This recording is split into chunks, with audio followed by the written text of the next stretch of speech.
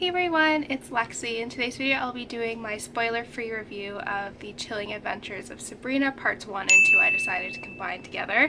But if you've been following me on Instagram, you know I've been talking about this show a lot and how much I loved it. So I asked you guys if you wanted me to do kind of a spoiler-free review of this, and a couple of you guys said you would like to see that. So here's kind of the general gist of it. I'll just do kind of like my overall rating, the pros and cons, and all of that stuff. Without further ado, let's get started.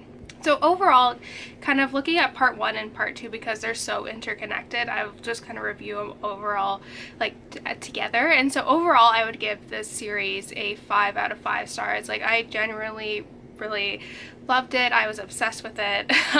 Me and my sister, I've been like my sister's very much into like feminism and all of that stuff, so I'm like, Leah, this show is for you. So over the summer we're gonna watch it together. So I'll be watching it part 1 I'll be watching for a third time, but it'll be my second time through part 2, which I'm really excited about. So I'll probably catch up on some things that I missed originally. So for the pros, I really liked how the magic system was an allegory to the patriarchy, and that's an overarching theme throughout the entire show. And I really like how Sabrina is really the one who questions it, and kind of the archaic ways that kind of been prominent, like the misogynistic thematic elements that are been basically present throughout history.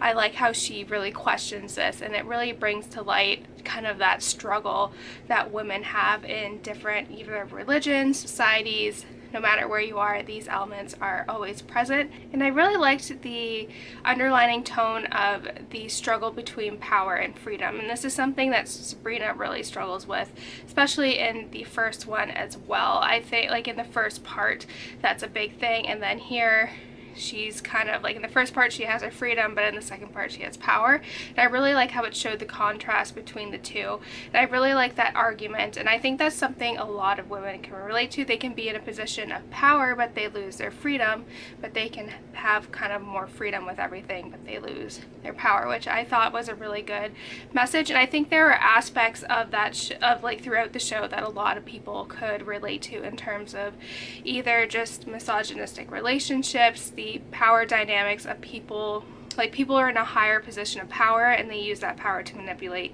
women, or just being touched inappropriately, or just kind of just the regular dialogue that women are used to hearing. I thought it did a really good job at kind of showcasing that, and showed how these elements of our society are universal everywhere, and I thought they did a really good job with that. Another thing that I really enjoyed with this series was the characters, and I feel, in my personal opinion, I enjoyed kind of the witches side of the characters as opposed to the mortals, just because the witches sides were a little bit more complex and more interesting. I think obviously my favorite character would obviously be Sabrina. There's a lot of character growth in just her over the course of the 2 seasons. I also really like Zelda. I think she's really, really funny. Like, not funny, but just kind of that like internal struggle she has as well. And then Miss Wordwell, I think, is probably the best character on there. She's honestly like iconic. But I really liked those characters, and just overall there was a lot of character growth from basically all the characters. All the characters had some sort of overarching storyline with them, and I thought that was really unique as well.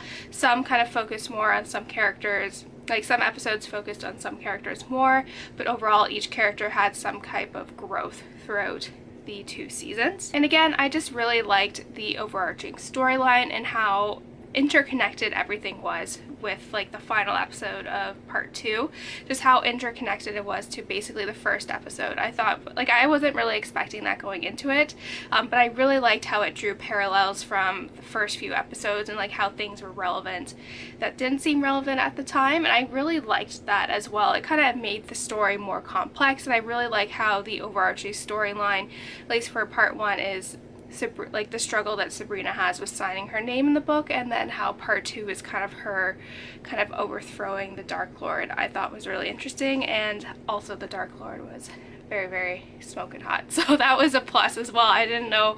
I was watching it with my brother and he's like, darn, because I was like, oh my goodness. But I would totally fall for him too, but that's not the point. But I really liked kind of the overarching storyline as a series as a whole. I'm very interested to see what they do with part 3, just because they kind of set it up at the end, so I'll be very interested to see how that plans out, and like some of the characters, like what their fates are, I think would be really, really interesting. Just the only con that I did have with this was that there were some parts of it that I found to be very obscure and just kind of out there, where I was just like, okay, that's just a little weird. Even though it's kind of like the paranormal horror, like fantasy stuff, like I was like, that's just a little too out there for me. There was one part where Miss Wardwell's like pulling out her rib, and my brother walked in, he's like, what the heck are you watching? I'm like, George, like there's some obscure parts in here, but like overall the general arching storyline is not like this. But there are some parts where I was like, okay, that's just a little too strange, but I guess if some people really are into kind of that paranormal horror-y type stuff, I don't think they would mind that.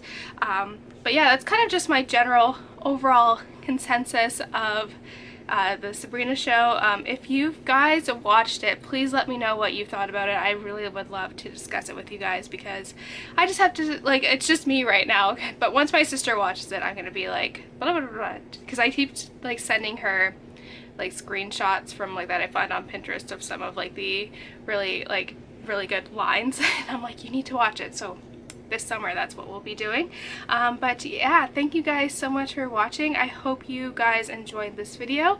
Don't forget to give this video a thumbs up, and I will see you guys next time. Bye guys.